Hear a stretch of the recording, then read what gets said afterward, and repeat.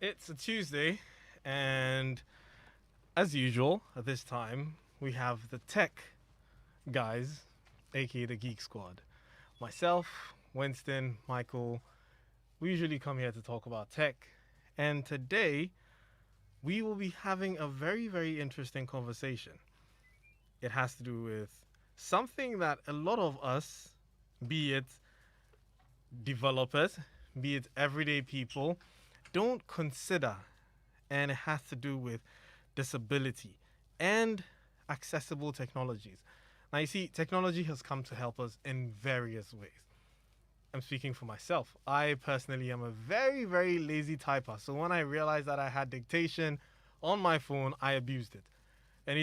Even when I have my hands that I could type, I just open my dictation and then start dictating away and having all my speech being transcribed to text. I remember writing my project work. Those of you who had to go through that, where you have to write long essays, and all you have to just enable dictation, have it just transcribe everything you type onto the key onto your screen, and it made my life very easy. And there's also those who want to do so many other things, and they use technology. But then I mentioned disability, and I'll give you a background to this. I mean, the tools, the systems, and devices that we use to work, communicate, and manage our day-to-day lives, they've made life more comfortable. And it was also supposed to blur the lines of race, gender, age, and ability. But tech seems to have more work to do to become truly inclusive. Let's consider the issue of accessible technologies for those with disabilities. About 15% of people in the world have a disability, and this is a report that I found out from a CNET article. For instance, in workplace technology, if it's not accessible, it excludes and becomes a barrier to employment. It can limit opportunities for people with disabilities to get hired or to even excel in a position when they are unable to perform their job duties because they can't access basic workplace tools for disabled people. And access to assistive tech is a human right, not an employment perk. And to have this conversation, I have my usual suspects, Michael and Winston. What up? Yes, Good evening. good evening. And I have Collins, who was on a panel with me at a just recent conference. Collins, would you like to introduce yourself? Sure. So Yes. I'm Collins Lusu, Inclusive Manager for Azubi Africa, and we actually met at the Internet Governance Forum. Yes. Yeah. And I have with me Alex, who's a frequent caller. Hi, Alex. Hi. Thank you, and good evening, everybody. Good evening to you too. It's great to have you here. Would you like to introduce yourself? Okay, it depends. So Alexander Bankole Williams Right. is the full name. That's the full label. I, where assistive tech is concerned as assistive technology, I happen to be the assistive technology manager for the University of Ghana, Nice. where I teach students how to manage assistive tech. But where generally the rights of persons with disabilities are concerned, I also happen to be the chairman of the National Advocacy Committee of the Ghana Federation of Disability Organizations. Wonderful. Yes, so. So, for those who are listening to us on radio, you can't see us, but those who are watching us live on YouTube and Facebook, the two gentlemen who just introduced themselves are people who are living with disabilities. That does not mean that they are not able to do anything because they found themselves here and they're going to tell us how we techies, because this conversation is about tech, need to consider accessibility when developing apps and services. So, just to introduce their disabilities, well, they are I'm blind. Alexander, I'm blind. right, and Collins. I'm a person with visual impairment. So you heard it for yourself. Now, we're going to go straight into it. Both of you, when introducing yourself, mentioned accessibility. And it seems to be something that is a word that people throw around a lot of the times. When you say, "Oh, is this place accessible?" We're asking whether we can find ourselves inside. Can we get in, or can we climb, let's say, up into something? But for people living with disability, when you say accessibility, what exactly is it? I'll start with you, Collins. Sure. So the concept of accessibility is not something huge that persons with disability are asking for. Basically, innately, there's something we call ableism, and this implies that you tend to do things how you feel because you think everybody feel like how you are feeling.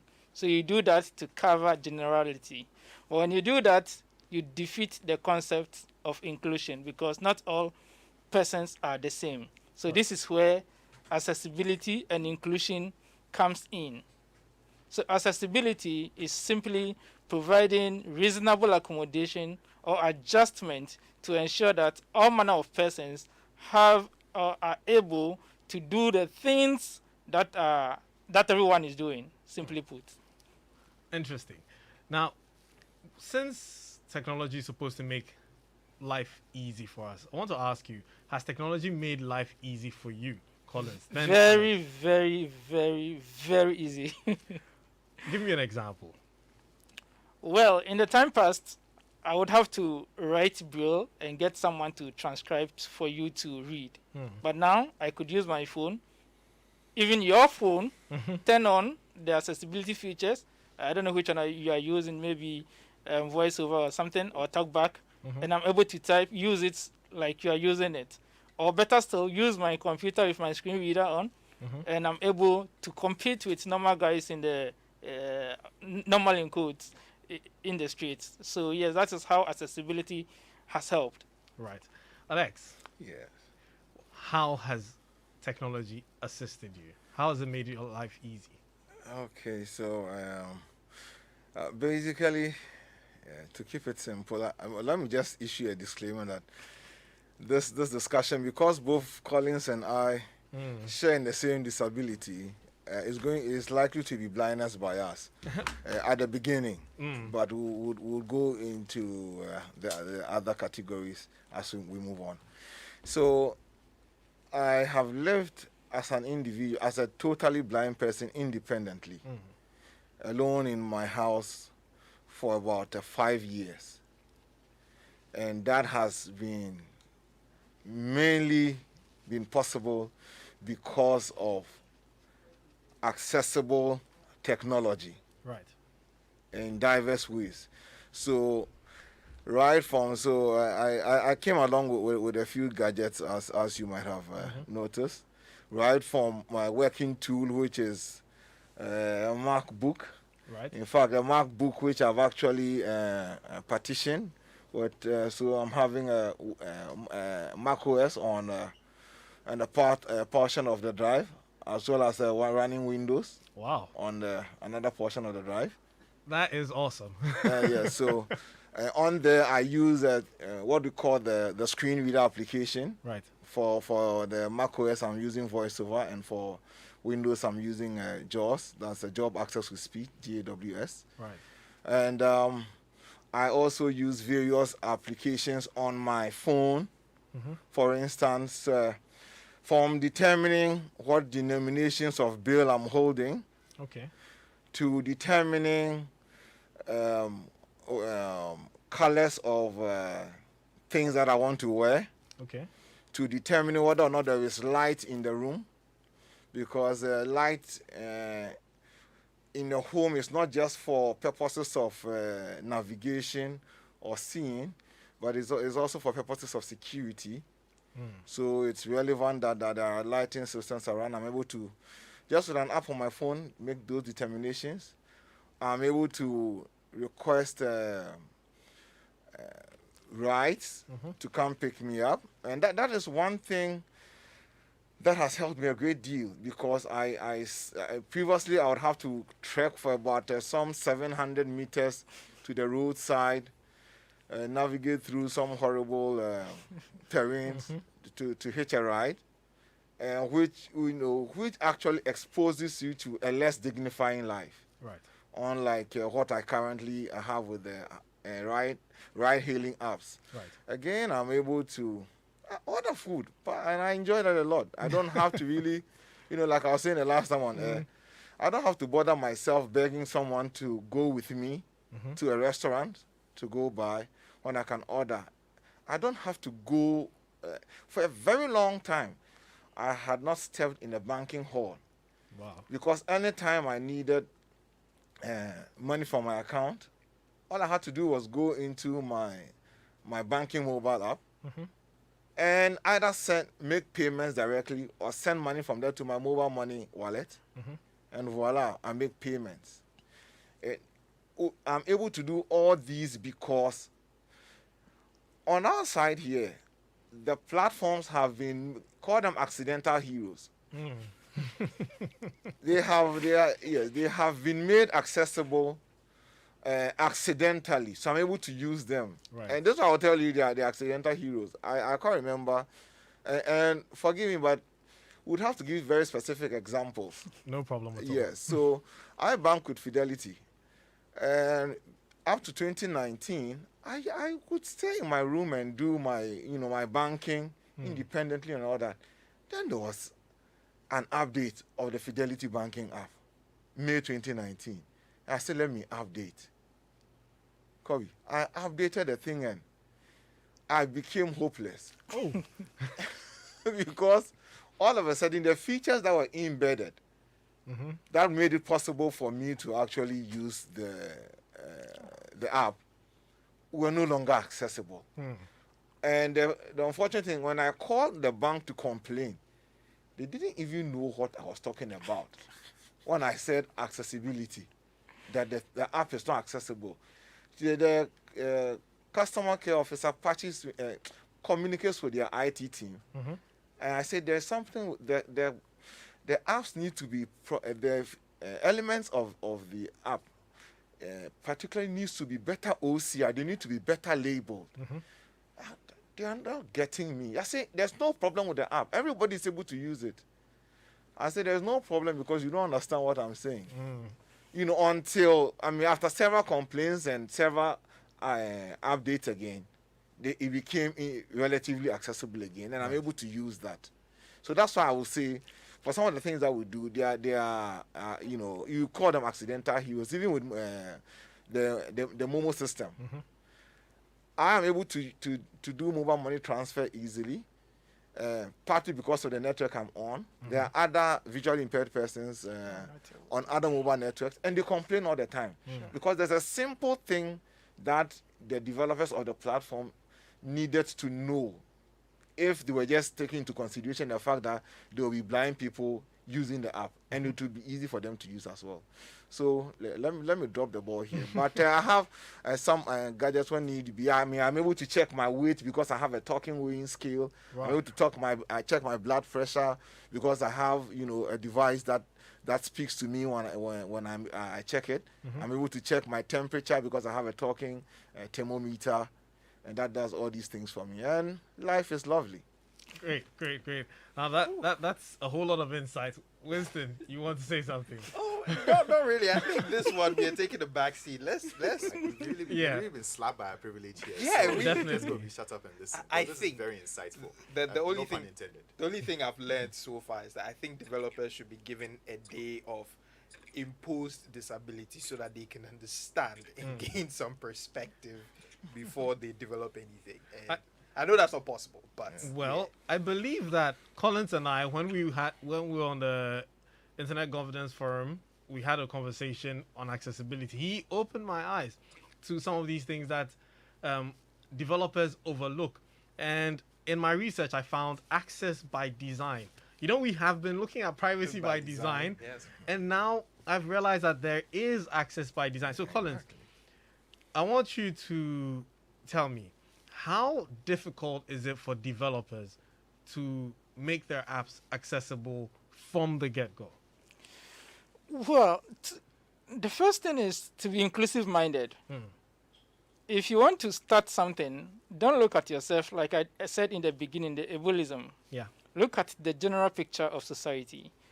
You look at your targeted audience. And now you see, when you're using the demographics, you just look, okay, people at this place, people.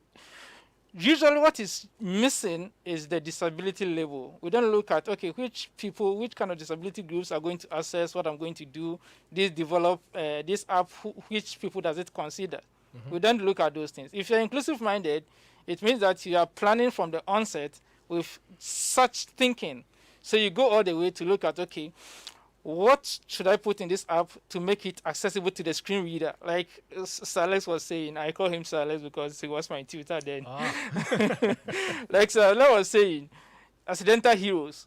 Are we just doing it so that if they use their screen readers, it clicks, or let's do it so that when they try it and it works, really, but if it does not, that is our back case.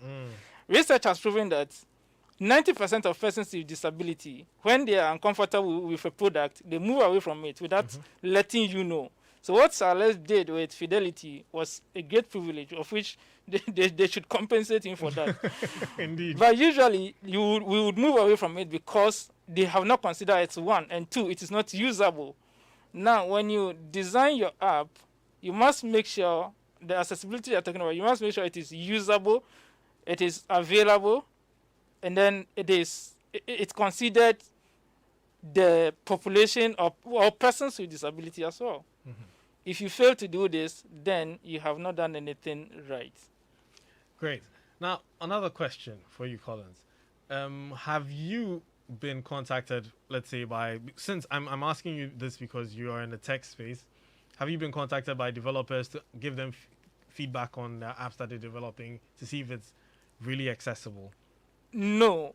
Well, I'm relatively young in the industry, but since none has contacted me or my outfit to see whether we could check on their system, their website, their apps, whether it is accessible or not. Right. So, Sir Alex, I'm going to borrow Collins' title. Oh, come on. You're working, Yes. right? And I read that about 46% of disabled people who, in a survey, complained that applying for jobs were difficult to impossible. How difficult was it for you to get a job? Okay, so well, in this case, it's a very positive unfortunate. Unfortunately, since I completed my first degree, I have mainly been sought after where employment is concerned. Right. Because of my basic background in technology. Right. Filling that yawning gap that is in the Ghanaian space. So I have not found it difficult, but I have worked on an employment project for persons with disabilities under the Ghana Federation of Disability Organizations. Right. And I know for a fact that a lot of persons with disabilities, especially blind persons, find it difficult getting employment. And, it is simply because of the employer's assumptions and notions that, Collins, he's blind. Oh, he sounds well, though. He speaks very well. He looks like a very intelligent person, but if we want to employ him, we don't do Braille. Yes, and he can also see to write the way we write. We cannot afford to buy any expensive equipment for him. What I'm just saying is what is going on in the minds of the employer. At best, they discuss it amongst themselves. The employer does not come out to ask, if I employed you, how will you work? Yeah. For the employer to know that, for Collins, you actually don't need anything special for him. If you got him an ordinary laptop with a screen reader application, it depends on his preference. There are open source applications, and then there are the sourced ones. Yeah. Depending on what he knows how to use, you can get him to work in your outfit without any qualms. And particularly when COVID-19 occasioned this country, I said one advantage for a lot of persons with disabilities came about with regards the working from home idea. That whether you were learning as a person with physical disability, for instance, or you had to go to work as a person with disability, if you had your PC at home and you could go online to work, you are able to produce effectively and efficiently without going through the hustle of life. Right. Very true. Because for someone like, let's say, Collins, if he had to leave his house to go to his workplace, he is compelled to go the expensive way. Depending on his salary level, he just started working. He needs to save money. But if you compare the young man to the situation where he always has to request for an Uber or a Bolt early in the morning, when prices are that high, he would get to work and produce, but he would only be working for the drivers that will be picking him up True. conveniently.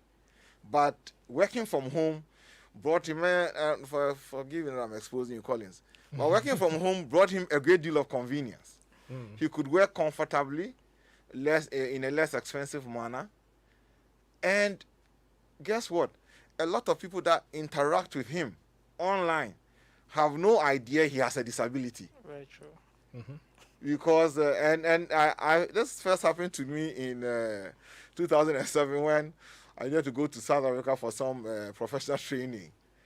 I was communicating via email with my trainer in Pretoria nicely, and then I got to Pretoria. I was dropped off, and then my trainer met me and said, "Oh, follow me." I said, "Oh, I'm blind." He said, "Okay, then follow my guide dog." I said, "Oh, you're also blind?" He said, "Yes." He said, "Oh, yes." So we both did not know we were blind persons. Wow. Because we only exchanged emails. That is what, so accessibility where technology is concerned takes away the disability of the individual. The barrier. And it takes away the disability, takes away the barrier. It presents the individual to you first and foremost as that person. You see, that ties in basically with the social model of disability. Right. That says that we do not have anything called disability. We have impairment, all right, but not disability. Disability comes in when your environment disallow you from doing what you are supposed to do. So if the environment is structured for you, then there's no disability. So technology has come to replace that environment in which the barriers expose us to so many disadvantages. Yes. And like what Sir Alex was saying, at my place, we run pre-training for some of our trainings, and I am on some of the pre-training. We do that for a couple of weeks, and then we graduate this student into the main training. Right. We started and we finished, actually, I think in 12 weeks. So during the graduation or so, we were supposed to turn on our videos for pictures. Right. So when I turned on my video, one of the students tested me, "Oh, I don't know you are blind." Yes, because he saw me wearing the spectacles. I asked, "How did you know?" He said he saw my specs, and then he realized that, no, I am a person with visual impairment. The problem with your gear. Yes, that is right. And we have worked for all this long, but he never know because the barrier has been taken away. Yes, that's how technology has come. Accessible technology has come to help. Not just technology, but accessible technology. Winston, you want to say? Yeah, so I have a question. So with regards to the job market, you talk about remote work. Right. So in your experience, I mean, it's quite limited because of how it's been a short period since remote work got extremely popular. Do you see instances where, or do you ever tell people that you have an impairment or you don't? Like with your story with your trainer from Pretoria, you never mentioned it. It wasn't something that ever came up in conversation. Did you do that because it was just you were strictly focusing on the task at hand, or in your experience have you felt some kind of prejudice from people when they find out that, when I say prejudice, I don't necessarily mean it negatively, but like, do they put you in a different category when they find out that you have some impairments? Okay, so let me give you this story as a response to your answer. There's a current project officer with the Ghana Federation of Disability Organizations. He's a person with albinism. Okay. And by virtue of the way they appear alone, they are treated in a particular manner. So your disability actually affects the way people handle you. The way you dress affects the way people handle you.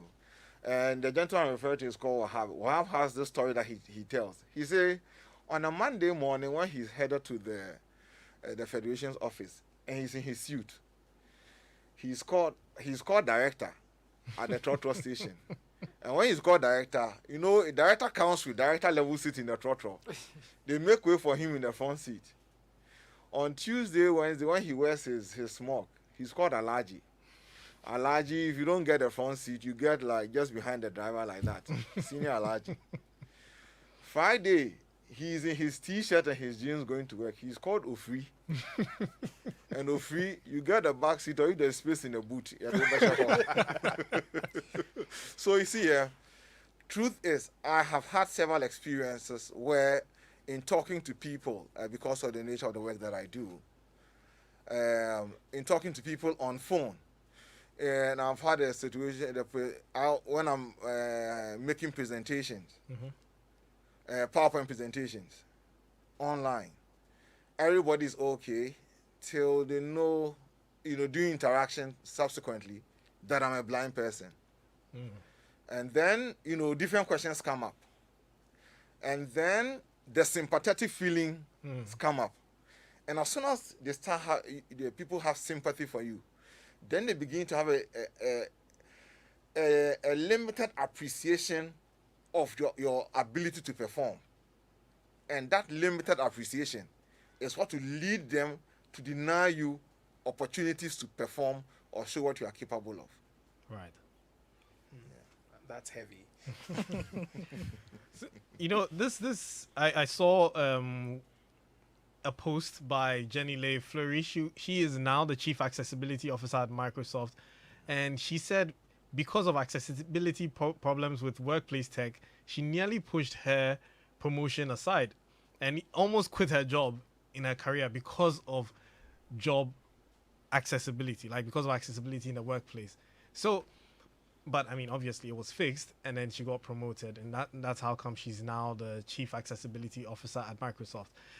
It's serious that a lot of people. I also had a conversation with another gentleman who said he could not submit an online form for a job that he was applying for because it was not accessible enough, only to find out later that he was the most qualified person for the job. So it's very important. Not only the apps, even forms that we're filling online need to be accessible. We usually use the tab. If you don't use a mouse, use the tab to move the highlighter to get to the next. And then in some cases, if it's not designed well, it doesn't highlight the next, and then you're stuck there waiting. And so, techies, web developers, any kind of developer, if you're developing something right now, you're listening to us, you really have to take into consideration accessibility. Not because you're feeling sympathy for the users, but considering that you are considering inclusion. That's the word. Now, Geek Squad is brought to you by MTN. Choose your own bundle your own way with MTN Flexi Bundle. Just dial *138# and enjoy bundles that don't expire. We've got some messages on WhatsApp. If you want to send us a WhatsApp message, 055 quadruple 1997. 055 1111997. So, has technology been favorable to the disabled in our society? No, not at all. Trust me. How many cars in this country help disabled in our country? Only few technology like phones and laptops which are helping them. We are really leaving them behind. That's Douglas from DC with the hashtag my Google Pixel 3a. So, besides, Alex, you were mentioning that you had some gadgets and everything. Before we get to them, I know that you mentioned open source and then the sourced applications. Is it a case that some of the sourced applications are actually very expensive? Because with any kind of specialized application, normally the price skyrockets. Yeah. Is that the case? It's really the case, not just application wise, but device wise. Right. So we in our space, we often joke that blindness, for instance, or disability generally, is a highly luxurious position to find yourself in. Yeah. Because then I had a colleague who was asking for the price of a motorized wheelchair quite recently. Mhm. And they really wanted to buy one, for someone in the family. And the motorized wheelchair, when we checked online, Mhm. was costing between 7,000 to 9,000. Wow. And it was like, wow, okay. Now, the way she said her okay, it was like, I'm sure she was targeting like, say, 1,000 to 2,000. But that's not, I have in my hand, for instance, a PDA, Right. which and the good thing about this PDA is that I'm able to read in Braille on it, Okay. and you are able to read in print on it. Right. I'm able to copy a PDF file, a DOC or DOCX file, read it on it, or produce it and give it to you. Right. But guess what? This nice thing would cost you at least $5,795. Wait. $5,795. That's car money. Indeed. Yes. Yes. So what we call adaptive technological devices are that expensive. When you take even a common white cane, I came in a white cane. A smart white cane, a good smart white cane, should ideally cost you around $400 to $500. Wow. That's a smart white cane in which you can key in your navigational. Please, not this one. No. Yeah. So that's it. Just for instance, that the screen reader, Yeah. that is commonly known, globally. A single user license would cost you $1,285. Wow. Is that per year or? Oh no, forever? that's the A one-time payment. It's one-time payment. You would only do upgrades with about $270 per year. Whew. Whew, and I'm here crying about Adobe. Wow. Yeah. So price-wise, the devices have price tags, but there is also value to them, and that's why we encourage. And you see, it's also because of where it is produced or manufactured. Exactly. If the things are also manufactured here, one problem we have is we don't have too many of our guys locally looking at manufacturing devices. I have, there's been some attempts at producing prototypes here, Yeah. but those attempts have not gone far. We need the industry to support the production of these items here using locally acquired Materials. materials, Yeah. so that indeed we can look at cheaper prices of these things, because they enhance. I see, Kobe, you never know how relevant these things are until you find yourself In that situation, yeah. in a situation. People have, I have had a situation to deal with people who have just become blind, midway, and they've had this, feeling of hopelessness that their life have come to an end until you introduce them to technological interventions, and they realize, oh, their life have only taken a new turn. Yeah. And there are several of them, people working in banks, people working with insurance companies, people working in all sorts of places. And we've unfortunately also had people working in these same spaces because of the limited knowledge, not knowing that they could get back to work using these interventions. Right. They become disabled on the job, and then they go home and wallow away in pity. I would go to the fixes, and you see, the good thing is, particularly in the technology space, when you are doing applications, whether it is applications particularly or websites, the only expensive thing in there is knowledge. True. So web content developers, for instance, if they pay attention to, and you can put this on your website, we have the Web Content Accessibility Guide. Right. Yes, the WCAG.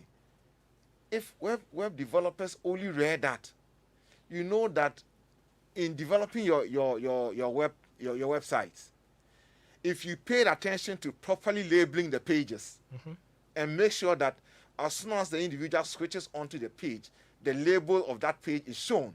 The screen reader, once the thing is all said, the screen reader will pick it up. Right. If you paid attention to how you have structured the information on the page, making sure that there are appropriate headings, making sure that you label your links properly.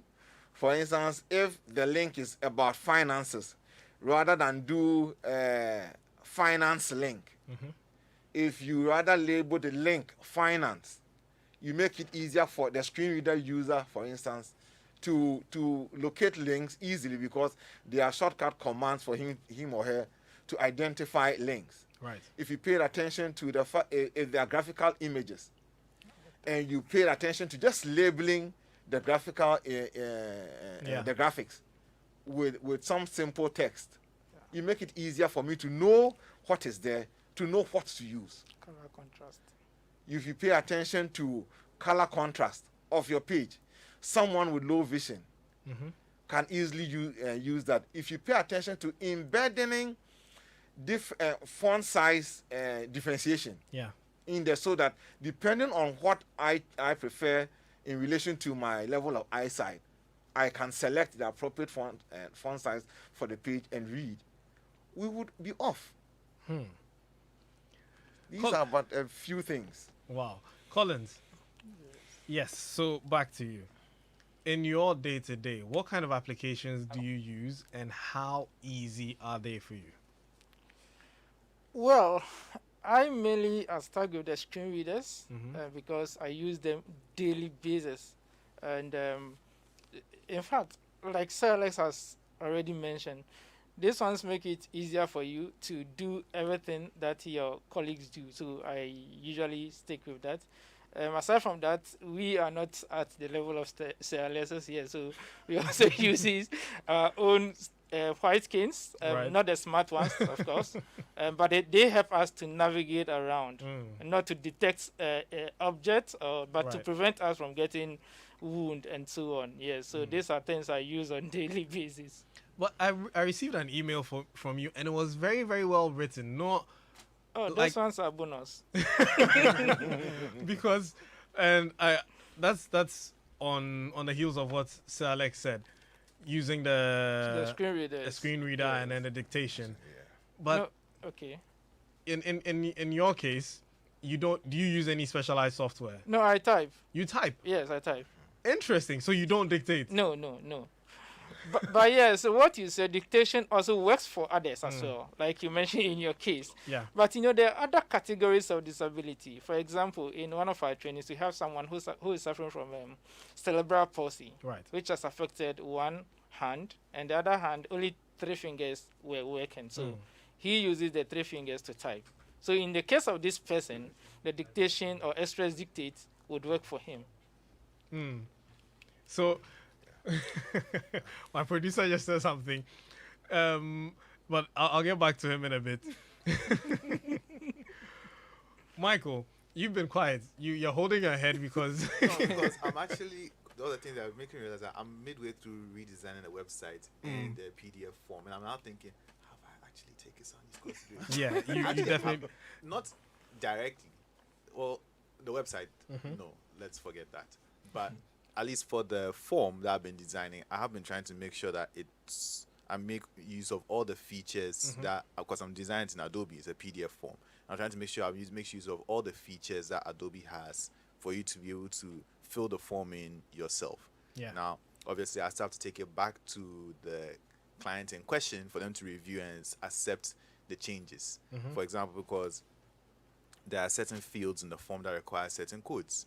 Now, where are the codes? We don't know. So I had to take the client's book and type the codes up and add an appendix to the form at the back. And in the form, I then say, okay, when you get to this section, there I embed a comment saying, oh, refer to this section of the appendix for the codes you need to fill in this form. And from what I'm hearing of their conversation, Adobe should have the accessibility options available for them to have the comments and the form read out to them so they can fill it in normally. Right. Obviously, I still have to take it back to the client. So I'm like, okay, at least there, I've done my due diligence, albeit by accident. I've done it a bit, so I know that bit will work. The website is complete write-off. I have to go and start afresh. Great. So if you have the talent to create useful apps that will make people's lives a whole lot brighter and accessible, then MTN and Ayoba are calling on you to build unique tech solutions on the Ayoba Super app. If you want the world to see your limitless imagination, then register now for the maiden edition of the MTN Ayoba Hackathon and stand a chance to win up to 20,000 Ghana cedis and loads of other juicy cash prizes on offer. Visit ayobahackathongh.com. That's Ayoba, AYOBA, then hackathongh.com. And read up for extra information and register to compete with a host of super smart developers, innovators, and startups. The deadline for registration is 25th August 2021. MTN, everywhere you go. So I've got a few messages on WhatsApp, but I will take a quick break. When I come back, we'll read the messages and we will take some final words. Business no a bit me Spiky. So the projections from the first quarter show a higher total gross profit for the fiscal year. A bit me kasa saying Nana, goods not land you. He did the port right. A bit me say. Here are your items. Thank you for coming. A bit me kasa saying Yes, 2 for 10 cedi. Me no 10 cedi. 2 for 10 cedi. we just you know a bit me according and found whole business away. The beer will be your hustle wow. MTN Business made to enable your business stay ahead of the pack. Shushayen, mtnbusiness.gh at mtn.com. Fre Anna was happy. 0244 308 111. Now you chill MTN everywhere you go.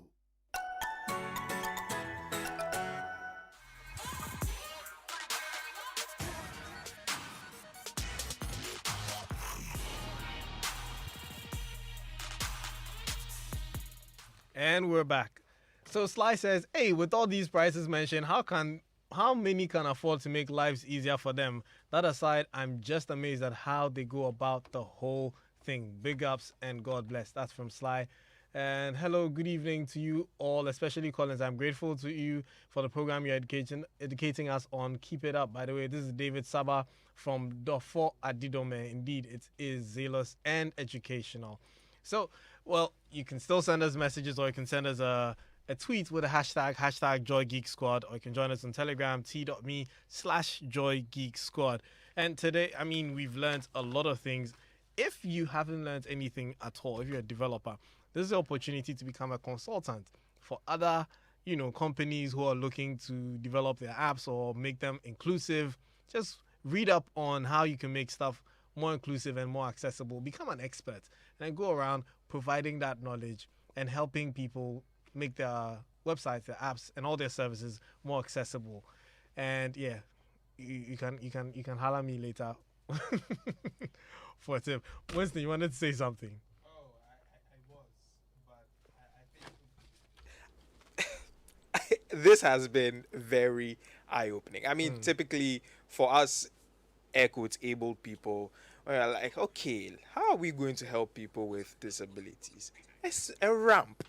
That's the best we do. That's typically what we do. And that is, after this conversation, that's very unfair. That's a shoddy job at best.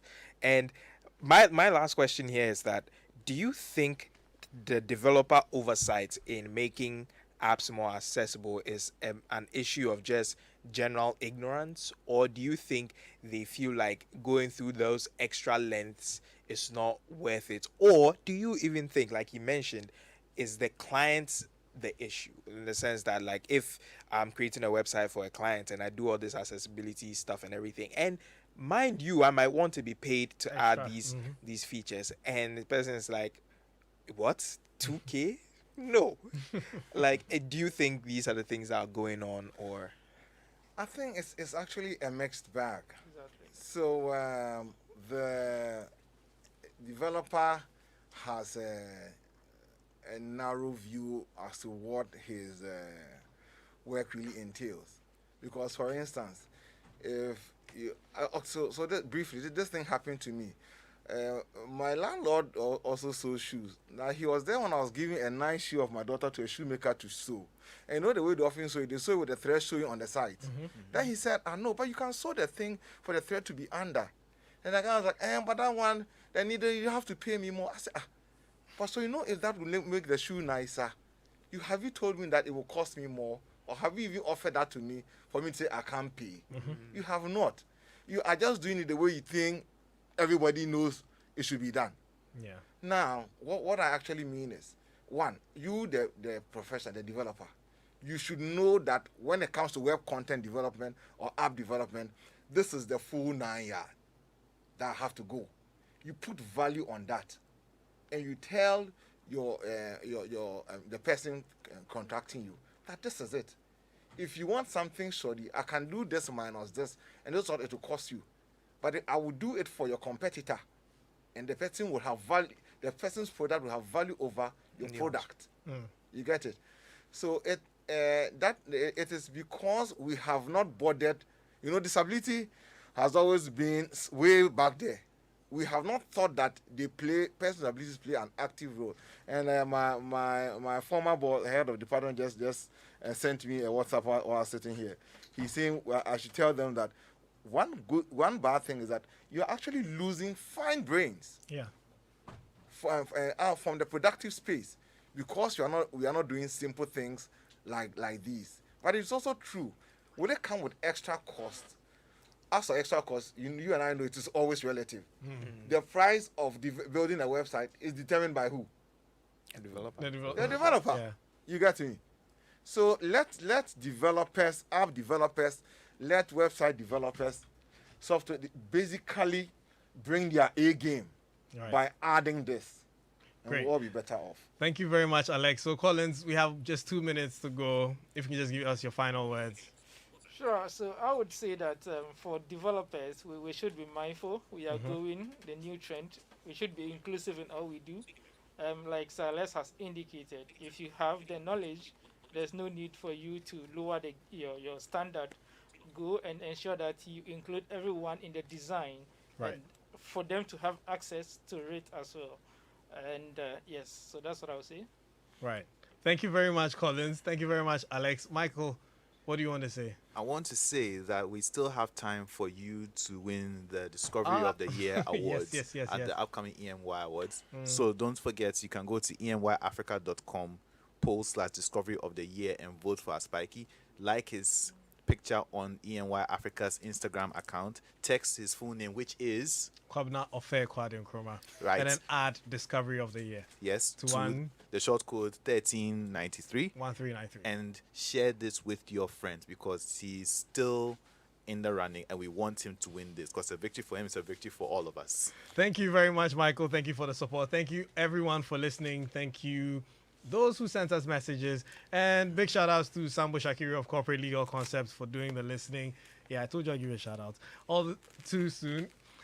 Big shout outs to my producers as well, Prince Safo, Abeku Sankofi, Dennis the Fair Boy, and Selwyn. And we'll catch you next week with another episode of Geek Squad. If you missed it, go find a podcast. Ciao.